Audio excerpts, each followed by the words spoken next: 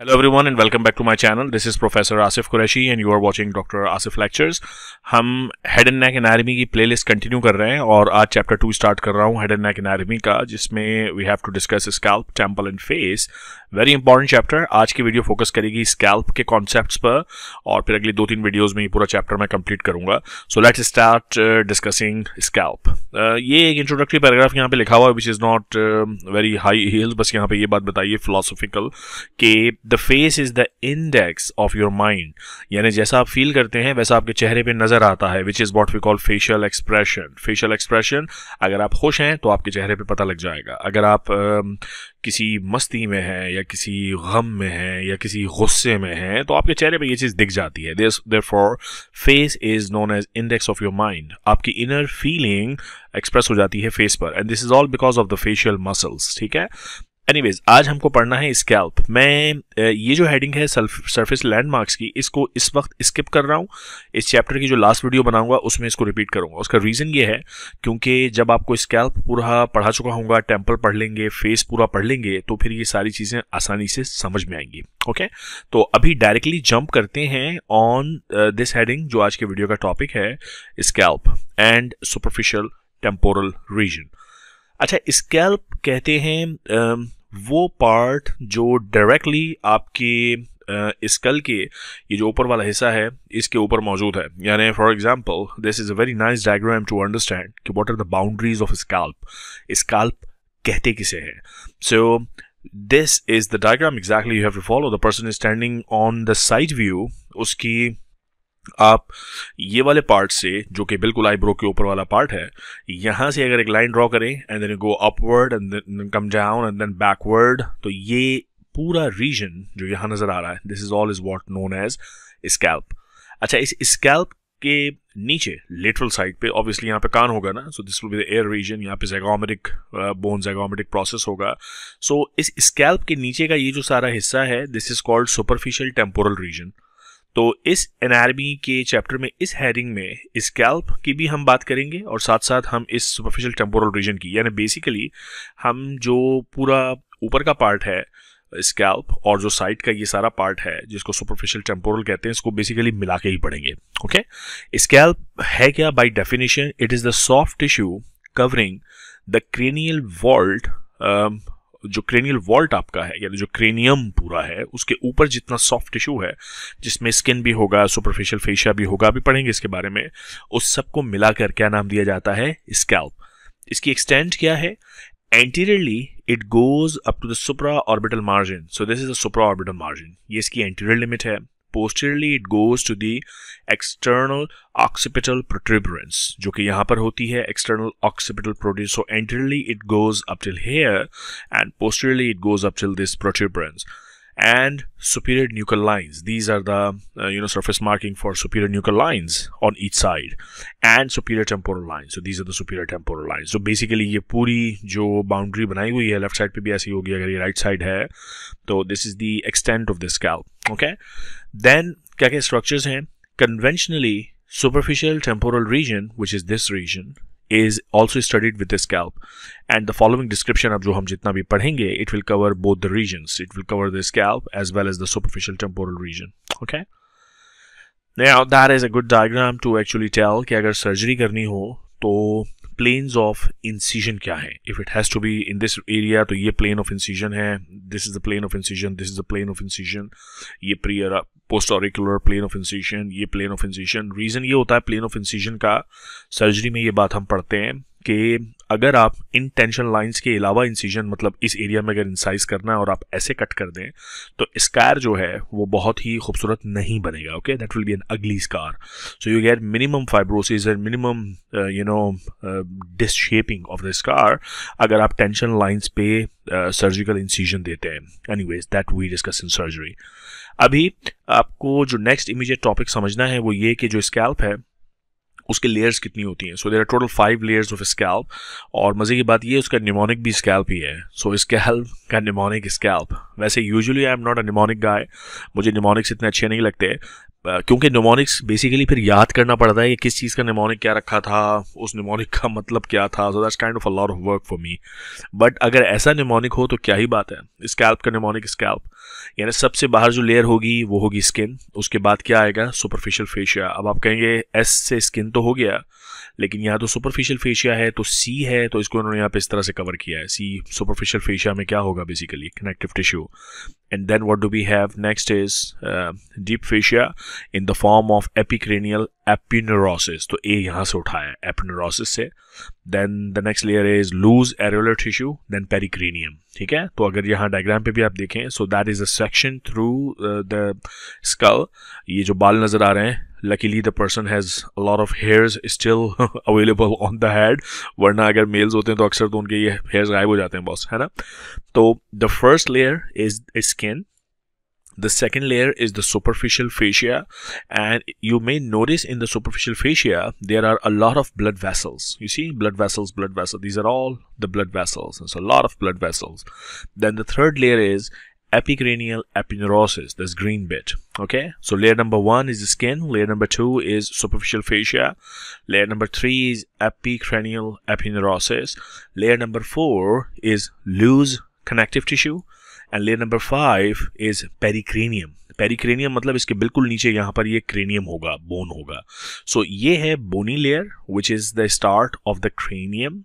और इस क्रेनियम के ऊपर ये जितना कुछ है, इस सब को हम कहते हैं लेयर्स ऑफ स्कैल्प. और इसमें 5 डिफरेंट लेयर्स हैं: skin, superficial fascia, epicranial aponeurosis, loose connective tissue and pericranium. तो ये 5 लेयर्स हैं, इनको भूलना नहीं है. They are all very important. हर लेयर के बारे में कुछ इंपॉर्टेंट बात है जो आपको याद रखनी है. जैसे कि ये मैंने आपको बता दिया ऑलरेडी कि सुपरफिशियल फेशिया जो है, it contains a lot of blood vessels. Okay, और बाकी चीज़ें अब नीचे पढ़ते हैं. Now skin which is the first layer is hairy. ये बात आपको पता ही है कि जो स्कैल्प की स्किन है उस पर बाल होते हैं. It is adherent to the epicranial aponeurosis through dense superficial fascia. अब ये भी ज़रा बात सुनिए. यहाँ पे जो सुपरफिशियल फेशिया है स्केल के बिल्कुल नीचे, इट्स नॉट अ लूज या fatty type of superficial fascia जैसे आपके एब्डोमेन में होता है फॉर एग्जांपल. यहाँ पे जो सुपरफिशियल फेशिया है, इट इज़ वेरी डेंस, और वो काइंड ऑफ स्किन को कनेक्ट कर देता है cranial epineurosis के साथ. Okay, so this is what they are talking about here. It has more number of sweat glands and sebaceous gland. That's an important point कि आपकी जो स्किन है स्कैल्प की, उसमें काफ़ी सारे स्वेट ग्लैंड्स भी हैं और सेबेशियस ग्लैंड्स भी हैं. अच्छा, इसकी एक क्लिनिकल इंपॉर्टेंस भी है. ये सेबेशियस ग्लैंड्स जो है, इसमें इन्फ्लेमेशन की वजह से अक्सर सेबेशियस सिस्ट हो जाती है, या it may represent clinically in the form of कि एक पर्टिकुलर एरिया पे बाल गायब हो जाते हैं. मैं अगर आपको डायग्राम दिखाऊं, अभी वो बाद में मुझे दिखानी थी, बट एनीवेज यहाँ जिक्र निकल आया. तो समथिंग लाइक दिस. इसको आई डोंट नो आपकी एरिया में इसको क्या नाम देते हैं. सम पीपल कॉल इट गंजपन, गंजा हो जाने की बीमारी. सम पीपल कॉल इट बाल्चर type of thing. I've heard this from all different sort of patients coming from different areas. So balcher कहते हैं कुछ लोग गंजपन कह देते हैं, but actually this is inflammation of the sebaceous glands और sebaceous cyst की वजह से इस तरह की पिक्चर हो सकती है. So that's an important clinical correlate. ये आप अपनी डेली ओपीडी में अक्सर देखेंगे. So we see a lot of patients coming with this complaint. Okay, so skin होगी पहली layer. The next layer is the subcutaneous or the superficial fascia. It is fibrous. ठीक है, ये इंपॉर्टेंट पॉइंट है. देखो, एंटीरियर एब्डोमिनल वॉल का जो superficial fascia है वो लूज एरियोलर है. एक्चुअली इसमें भी 2 लेयर्स होती हैं. There is one layer which is loose areolar, दूसरी इज अ मेम्ब्रेनस लेयर. लेकिन यहाँ पे it is all fibrous and dense in the centre then at the periphery. It contains many blood vessels. So that is the characteristic feature. ठीक है, now it binds skin to the sub-adjacent epineurosis and provides a proper medium for the passage of vessels and nerves to the skin. ठीक हो गया जी. अब कुछ muscle सुनिए. The occipitofrontalis muscle has 2 bellies, occipitalis and frontalis, both of which are inserted into the epicranial epineurosis. The occipital bellies are small and the आप ये diagram पर देख लो यार यहाँ पे. सो आपका जो स्कैल्प है ना, उसमें जो स्कैल्प की लेयर्स हैं, सुपरफिशियल लेयर्स में ही 2 मसल की बैलीज हैं. एक फ्रंट साइड पे है विच इज़ कॉल्ड फ्रंटालिस. उसकी एक बैली ये रही, एक बैली ये रही, राइट एंड लेफ्ट. इसी तरह जो बैक साइड पर है दैट इज ऑक्सीपिटालिस. अब ये जो फ्रंटालिस है ना, ये फ्रंटालिस अटैच होता है आगे जाके एक और मसल में जिसका नाम है ऑर्बिकुलरिस ऑक्यूलाई, जो कि आपका आई मसल है. So let me find another diagram if I can for you. Where is it? वो मेरा ख्याल है फेस में आएगी diagram. So if you look at this diagram here, this is the orbicularis oculi muscle. ये है पूरा ऑर्बिकुलरिस ऑक्यूलाई, और ये ऊपर से आ रहा है स्कैल्प से ऑक्सीपिटोफ्रंटालिस का फ्रंटल पोर्शन, यानी फ्रंटालिस. ये फ्रंटालिस है और ये फ्रंटालिस है. ये नीचे आके एक्चुअली मर्ज हो जाता है इस मसल के साथ जिसका नाम है ऑर्बिकुलरिस ऑक्यूलाई. ये बता इसलिए रहा हूँ, इंपॉर्टेंट पॉइंट ये है, इस डायग्राम में ज़्यादा क्लियर है. देखो, ये फ्रंटालिस मसल है, ये फ्रंटालिस मसल है, और ये आके इंसर्ट हो रहा है ऑर्बिकुलरिस ऑक्यूलाई में.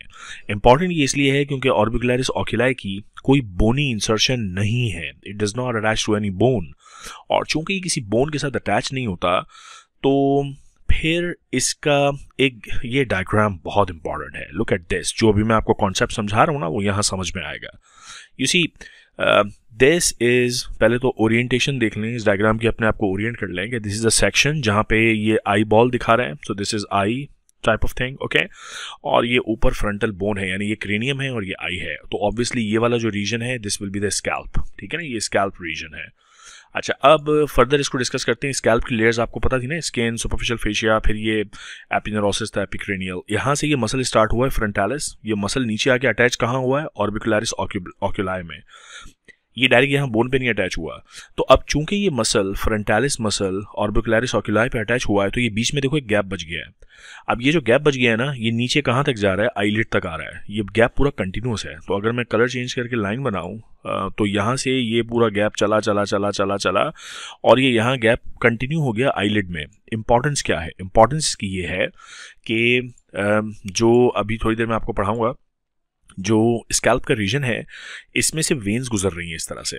ठीक है ना. अब वो जो वेन्स हैं, अगर किसी ट्रॉमा की वजह से, let me draw with a different colour. So ये वेन्स जो हैं, अगर किसी ट्रॉमा की वजह से डैमेज होंगी, तो ब्लड यहाँ पे रिलीज होगा.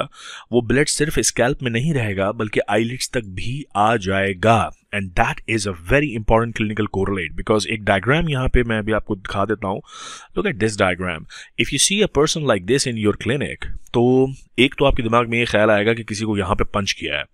दूसरा ख्याल आपके दिमाग में ये भी आना चाहिए कि हो सकता है ऊपर कहीं कोई ट्रॉमा हुआ हो स्कैल्प रीजन में, तो वो ब्लड ट्रैवल करके यहाँ आई के अराउंड आ सकता है आईलिड्स में, क्योंकि ऊपर पूरा एक गैप मौजूद है. ये वाली डायग्राम याद रखनी है आपको. So that's an important point. आपको एनाटॉमी ऐसे ही पढ़नी चाहिए कि उसकी क्लिनिकल इंपॉर्टेंस क्या है, अदरवाइज एनाटॉमी पढ़ने का कोई फायदा नहीं है. ठीक है.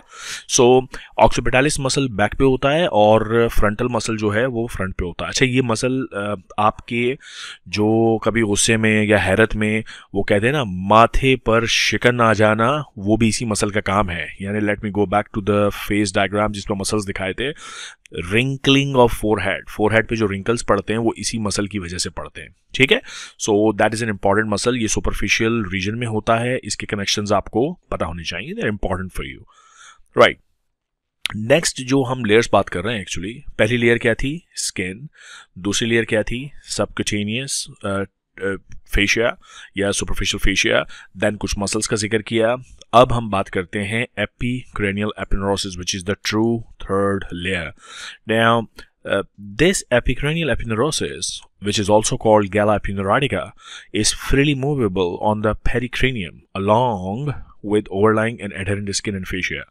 Anteriorly, it receives the insertion of the frontalis muscle, यानी इसी fascia पे attach होता है frontalis, and posteriorly it receives occipitalis. तो ये बात हम already कर चुके हैं. ठीक है.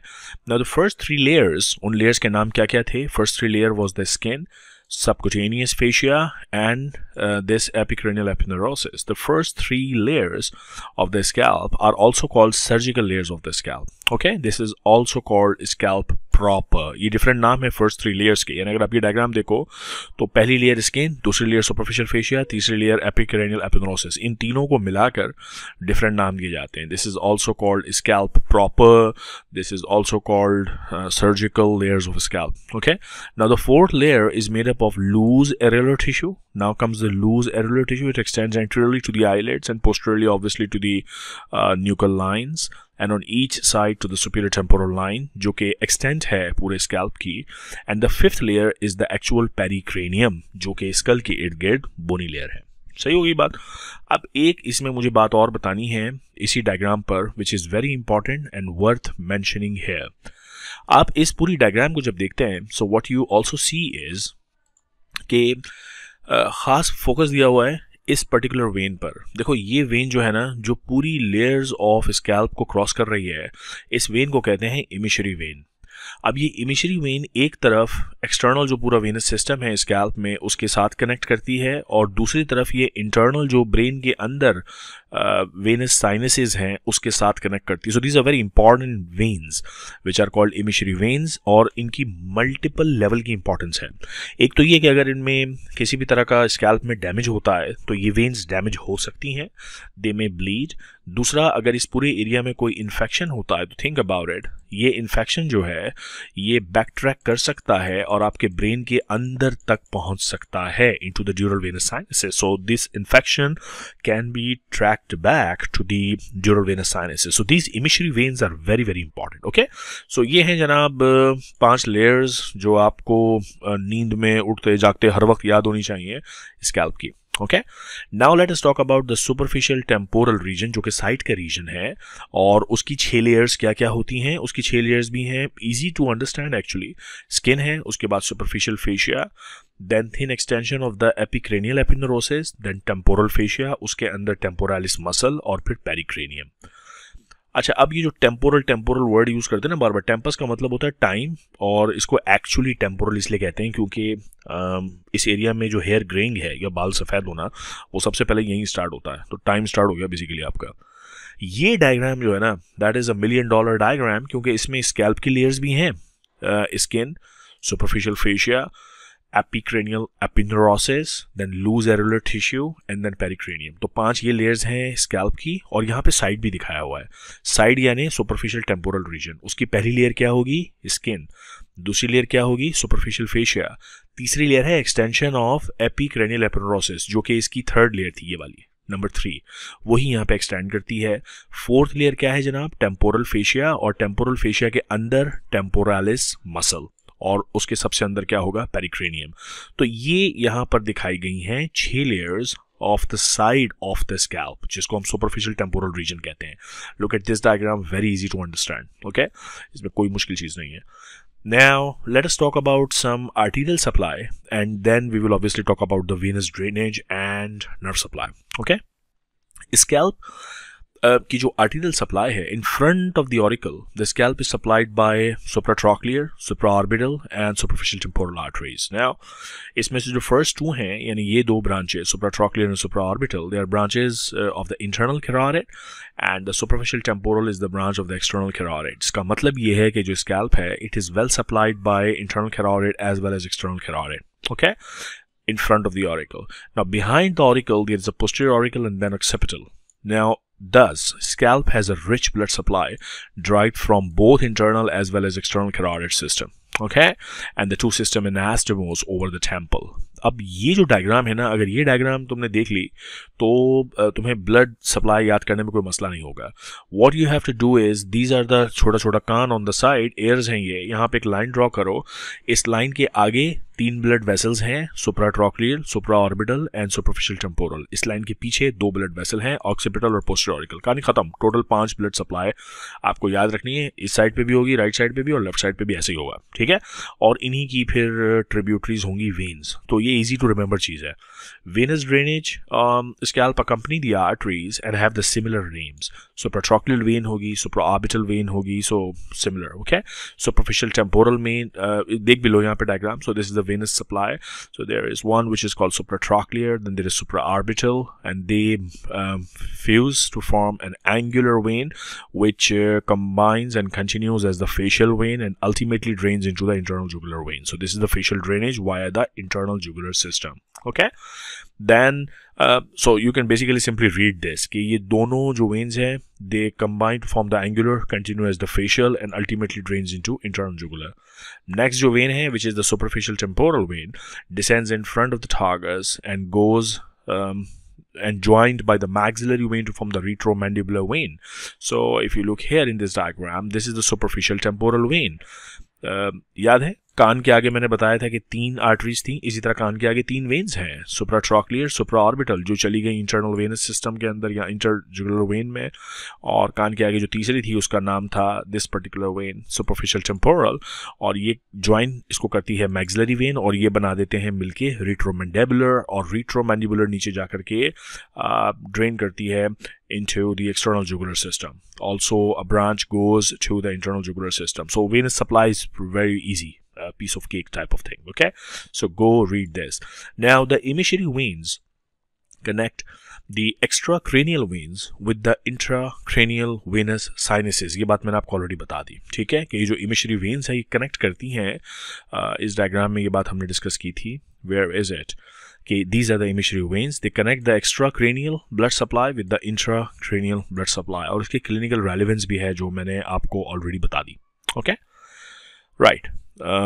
यहाँ पे नाम दिए हुए हैं डिफरेंट emissary veins के. For example there is a mastoid emissary vein, there is a partial. ये मैं इस वक्त इसलिए स्किप कर रहा हूँ क्योंकि वेनस ड्रेनेज पे पूरा अलग से चैप्टर है, तो बहुत डिटेल में पढ़ेंगे, और ये डिटेल में ही पढ़ना चाहिए, क्योंकि venous drainage of the central nervous system as well as the extracranial system is very very important in terms of infection spread. Okay, then there are diploic veins. They are important. आपको diploic veins का concept बहुत अच्छे से पता होना चाहिए.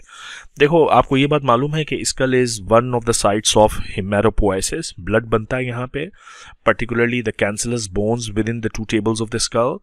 यहाँ जो blood बनता है, the newly formed blood cells, they get into circulation by the diploic veins. ठीक है, तो diploic vein का ये काम आपको पता होना चाहिए. अब इनकी भी डिफरेंट टाइप्स होती हैं. There are frontal diploic veins, then there are anterior temporal diploic veins, posterior temporal diploic veins, occipital diploic veins. इनके नाम से पता लगता है कि इसकी लोकेशन क्या है और ये कहाँ से ब्लड लेके आ रही हैं. Ultimately they drain into the routine venous system, और ये भी हम डिस्कस करेंगे जब वेनस सिस्टम का चैप्टर अलग से पढ़ रहे होंगे. ठीक है.